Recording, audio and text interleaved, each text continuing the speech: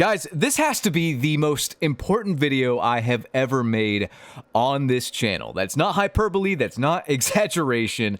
This is the most important Call of Duty video I have ever made in the past 15, 16 years I've been doing this. If you guys could like this video, I would appreciate it. It would get this video more views and get more eyes on this subject and get more just attention to this particular matter I'm about to address in this particular commentary, because this is bigger than the channel, it's bigger than me. Hell, it's bigger than Call of Duty, because this spans to other games in the genre as well. And I do not want to see this spread, and I want to make as many people as possible aware of this. As you guys know, Sledgehammer Games recently came out and said this. They are finally addressing matchmaking. They want to talk about matchmaking because we keep asking, what is going on exactly with matchmaking? We've been asking for 5 years, and they finally said they're going to address it in the coming weeks after Season 1 launches. Well, we're in the coming weeks after Season 1 has launched, and we've got nothing. I don't know why. I don't know if they're even going to honor this, honestly. I really don't. We don't even know if Sledgehammer is in charge anymore. From what I'm seeing, it looks like Infinity Ward has taken over. That's my guess on the matter, at least, after seeing them add Infinity Ward ghost him with that vest. But what's weird about this statement, what I've been mulling over about this statement, has been this particular part right here. Talking about this topic in detail can be hard, and we haven't spent the time to pull together all of our work to share with you our insights and improvements over the many years. We're talking about matchmaking over the years. In no way, shape, or form should this conversation be hard. If you look at any other video game out there, they have no issues whatsoever talking about how their matchmaking system works. The fact that they have to take weeks to prepare a statement after an AMA that backfired on them. I mean, we're nearing 3 weeks since that AMA now, I think. Roughly 3 weeks, give or take. They still haven't said a word about it, and it's very clear they're beating around the bush. They, in my opinion, they're either not going to talk about this at all or give us the bare minimum explanation on how it works. I'm here to tell you right now, whatever they say on the matter is probably going to be a lie. I do not believe them. I'm sorry. You guys have probably heard me talk about this before on the channel when I address skill-based matchmaking. I say it's not skill-based matchmaking, it's engagement optimized matchmaking. But I don't really go in depth. No one really goes in depth talking about it. I decided to go in depth and then draw some real-world comparisons for you, as well as take a step back and look at Activision in the past before they implemented engagement-optimized matchmaking. This is not a new thing for them, and what I mean by that is they had something like this, but in a different form, until it was made illegal. Literally illegal. Do you guys remember loot boxes? I do. Loot boxes, if you're a new Call of Duty player, maybe you started in Modern Warfare 2019, loot boxes were implemented into Call of Duty from, I believe, 2014's Advanced Warfare all the way up to Black Ops 4. Everyone pretty much was against this because not only was this pay to win in a lot of instances, but it's effectively gambling. It's effectively gambling. And when kids play your game, even if it's rated M for mature, when kids play your game and they're effectively gambling, that's a big problem, right? It made money hand over fist, and Activision had no shame in implementing it. It was the most complained about thing in the game. At the time, though, at the very least, there was no skill-based matchmaking or engagement-optimized matchmaking, because yes, they've done something worse than loot boxes in the past couple of years. We mistakenly refer to it as skill-based matchmaking. Guys, it's not skill-based matchmaking. It is a completely inorganic thing that rigs your games, called engagement optimized matchmaking. And this is why every other gaming company under the sun has no problem talking about their matchmaking, except Activision and the devs, and why they are so hush-hush and essentially under an NDA, unable to talk about it. I've finally done the arduous research required to bring you this video, and the things I have found absolutely disgust me. It's been pretty public knowledge, although not explicitly stated, that Activision's been using this over the years. However, this is 100% what they're doing, and I will show you the proof in the meat and potatoes after a brief word from this video's sponsor. Today's video is sponsored by Factor. Factor is fresh, never frozen food, and they have been a long time sponsor on the channel. And right now, during this holiday grind, I'm doing a video a day. I do not have time to cook. I do not want to spend copious amounts of money on unhealthy takeout, which takes too long and is sometimes delivered cold. I want fresh, never frozen food delivered directly to my door with good macros that heats up in the microwave in no time. 2 to 3 minutes and you are good to go. Factor also helps my winter workouts with these new protein shakes. Chocolate banana is phenomenal, and they even have a cold brew latte flavor, which also has caffeine in it, so it's a nice pre-workout if you want to get your protein in before you go to the gym with a little boost as well. The macros for me personally are phenomenal, but they have vegan, vegetarian, ketogenic options, whatever you would like. Factor has it. Head to factor75.com or click the link below and use code CODFATHER50 for 50% off your first Factor box. What is engagement optimized matchmaking? I want to read this from a study done on engagement optimized matchmaking published back in 2017. Remember that year. That's going to be important later, all right? I'm just going to read this verbatim. Player engagement can be seen as an objective measurement of user experience in games. Player engagement can be embodied by many specific metrics, such as time or money spent in the game, the number of matches played within a time window, or churn risk. We define churn risk as the proportion of total players stopping playing the game over a period of time. This gets pretty nerdy, bear with me. Churn prediction has been applied within various disciplines for decades, such as telecommunications, online advertisements, and insurance. Video games have also sparked a number of churn analysis studies. For instance, Weber et al. Built a regression model to predict the number of games played. They also used the model to aid game design by identifying the most influential features on player retention. We're going to skip ahead here and just get to the meat and potatoes. In EOMM, we employ churn prediction as an important building component in engagement optimization. So, what does all this nerdy shit even mean, BT? I don't get it. Let me put it in the layman's terms for you. Essentially, engagement optimized matchmaking is rigging the matchmaking much like you'd find with a slot machine or when you visit a casino. Why do you think so many people go to a casino and spend their money and spend their time there and play the games there when they know the odds are stacked against them anyway? It's just human psychology. Engagement optimized matchmaking does the same thing that loot boxes do, but legally. And I'm using air quotes when I say legally because I think the only reason it's legal at the moment is because Activision hasn't openly talked about it. Whenever they talked about loot boxes, and obviously you have to talk about that because it's front and center in your game, then yes, that's grounds for getting changed because it's scummy. It's 100% scummy. That's why they got rid of them. However, this is more scummy because it's being hidden from us. Think about it. Why are they hiding this and no other video game under the sun is? Can anyone answer that for me, please? Why will they not talk about the matchmaking component? And yet every other gaming company has no issue openly talking about how their matchmaking system works. It's because this system is not skill-based matchmaking. It's been touted as that, but it's not that. It's much more sinister. It's engagement optimized matchmaking. Essentially, every match is basically rigged. It's there to keep you playing. Parts of this particular study, this 2017 study, which is 2 years before it was implemented into Warzone and Modern Warfare 2019, surprise, surprise. But in 2017, in the study, they found that players were more likely to keep playing if you essentially rigged their matches. There's no nice way to put that. I'm not putting that any other way than how it's basically written. Like, you can't win too much, you can't lose too much.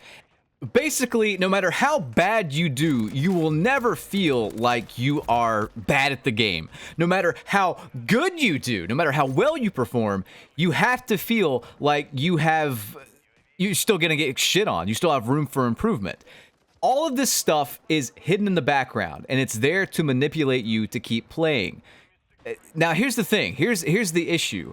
Why, then, do they keep losing players? Like, why was Modern Warfare 2 such a colossal failure as far as keeping players, like, engaged and actually playing the game? Well, it's very simple. The games fucking suck. Every single Call of Duty, every year, sucks. So does Warzone. It all sucks. The devs are always rushed to meet a deadline, and I don't think the devs are really that talented to start with. I don't think anybody left in the 3 current Call of Duty studios that make the yearly release games, Treyarch, Infinity Ward, and Sledgehammer. I don't think a lot of talent actually exists there. I'm sorry if that's mean, but I think it's true. I think they try, given the time they have, but I just don't see any raw talent that shows me anything remotely, like, organically engaging, organically interesting. It's just the same old thing kind of rehashed with a bunch of problems every single year. The problems will get shifted around, of course, like depending on the studio making the game, but it's always the same thing. It's the same problems, the same issues, the same bad servers, the same lag issues, the same spawn problems year after year. Just the same problems rehashed over and over. That will lose players regardless of this study. Not only that, but this study, from what I gather reading it, the players, the sample players, didn't know that this was going on. Once players know what I'm saying is what's happening, they're way less likely to keep playing. The players that don't know and are left in the dark are way more likely to keep playing because they have no idea. They're ignorant to what's actually going on. So, yes, they are losing players. I don't think their player numbers are anywhere near what they were in the past Call of Duties as far as organic engagement goes. However, they're still making tons of money because the players still on the game are getting tricked and swindled out of their hard-earned cash.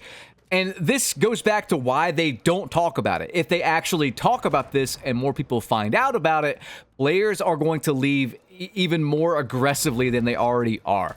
It's a simple fact. It's a simple fact. This is why they cannot talk about it.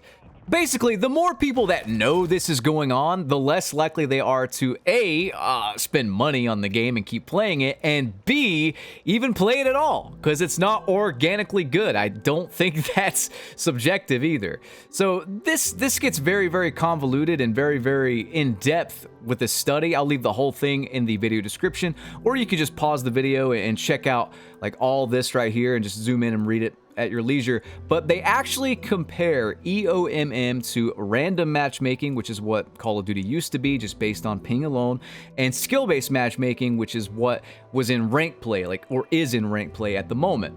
And what they found is that engagement optimized matchmaking, especially over time, will get players more engaged with the game by like 15% or something to that effect. The problem with this study, though, is I think this fails to tell the players that EOMM is a factor. Like, I don't think they know when it's happening. When you know it's happening, I 100% think that it backfires. I truly do, and that's why they're losing players, hand over fist. Here's the issue, though. Here's the issue. If we look at the other forms of matchmaking, particularly skill-based matchmaking and random matchmaking, it's not that much different. Both of them achieve pretty organic results as far as player retention goes. Call of Duty, though, has always had rewards based on time played. And what I mean by that is, you didn't really need skill to get to 10th prestige. You didn't need skill to unlock camos. You didn't need skill to do all this other stuff. These were just things that you got by playing the game. Like you invested your time and you got rewarded for it. The problem with the current system is it's engagement optimized matchmaking, but it's also very, very skill intensive, and it keeps good players at a certain level. So the issue here is that we're not getting anything. We're not getting anything for trying harder, for having harder competition. There's no reward, you know what I mean, for actually doing this stuff, and it causes massive, massive fatigue with good players, especially when they know what's actually going on, i.e. this particular study. Any player, even if they're bad, should see this and really question why you're even playing the game anymore. Because you're not good. Like, in fact, it's so hard to tell if you are good, because whenever you're in a vacuum, whenever you're just playing like solo, for example, and you are, going like 29 and 28, but you're facing the world's best competition, the best competition that the game has to offer, you're going to think you suck. You don't know you're facing the best competition the game has to offer because the game doesn't tell you. So you're in this constant state of limbo, like, you know, am I doing well? Am I doing poorly? Do I suck? Am I good? Good players start to doubt their ability on the game. Bad players overestimate their ability on the game. And this game loves protecting bad players. They will sacrifice a good player's connection for a bad player's, you know, experience, pretty much. And this is proven by Exclusive Ace and Drifter. So, like, you know, you get worse connections the better you do, essentially. This has been 100% proven, 100% factual. Your ping will suffer, and I've pretty much proven it as far as I can tell, that packet burst goes up and the servers get worse in general the better you are at the game. And that's just completely backwards. It's literally discrimination. So I want to read a piece from this article, and you can pause the video right here and read the whole thing, like zoom in and stuff like that if you want, but I'm just going to read one part. Using the Panoscope method, Finley compared the mental effects of classic casinos with low ceilings and a maze-like layout to those of casinos designed by Thomas. Subjects surrounded by footage of Thomas's interiors exhibited far higher levels of what Finley terms mental restoration. That is, they were much more likely to say that the space felt like a refuge and reduced their stress level. They also manifested a much stronger desire to gamble. In every panoscopic matchup, gamblers in Thomas's rooms were more likely to spend money than those in Friedman-esque designs. Although subjects weren't forced to focus on the slot machines, the pleasant atmosphere encouraged them to give the machines a try. Finley refers to Thomas's environments as adult playgrounds since they provide an atmosphere in which people are primed to seek pleasure. These casinos have lots of light and excellent wayfinding, she told me. They make you feel comfortable, of course, but they also constantly remind you to have fun. She went on, the data is clear. Gamblers in a playground casino will stay longer, feel better, and bet more. Although they come away with bigger losses, they're eager to return. Now tell me, does that not sound exactly like the psychology used in this engagement optimized matchmaking stuff to keep you on the game? Good players are doing worse than ever, and yet if they don't know this system's in play, they're going to stay on the game. Most people in this casino have no idea that they're being essentially psychologically manipulated by the atmosphere itself. If they did, would they gamble as much if they knew all of this? Probably not. I'd be willing to bet no. This is why I'm making this video. And this is why I appreciate a like on this video, because it's just too inorganic at this point. Too fake. And whatever Sledgehammer says in regards to the matchmaking, if they're not admitting to this once Bobby Kotick leaves on January 1st, I believe it is, then I really am not interested in anything they have to say. Look, I personally went to a casino over the summer. I went with my girlfriend and my mom. And I spent roughly $70, I think it was, and then I took the remaining $30 that I didn't lose. I stopped gambling, and I bought a hat. I bought a Howler Brothers hat. I'm wearing it right now. It was a good purchase. Whatever psychology is used in gambling or whatever, personally, it does not work on me. I have no desire to gamble. Maybe it's because I know the odds are so stacked against me, it's all luck or something, and there's no skill involved, really. I don't really know, but it doesn't work in Call of Duty. It doesn't work in real-life casinos, and I'm here to just kind of, I don't know, lift the veil, so to speak, for you guys. I want you to see what's actually going on, and I really hope Sledgehammer addresses this honestly, because this is what's going on. I'm 100% convinced if they actually talk about it and they're not honest about what's going on, I mean, all hope's pretty much lost, even if Bobby Kotick leaves and Microsoft takes over. Engagement optimized matchmaking needs to be illegal, and I'm not even kidding there. Guys, I hope you found this video informative. The full study will be in the video description. I'll catch you on the next one. Peace.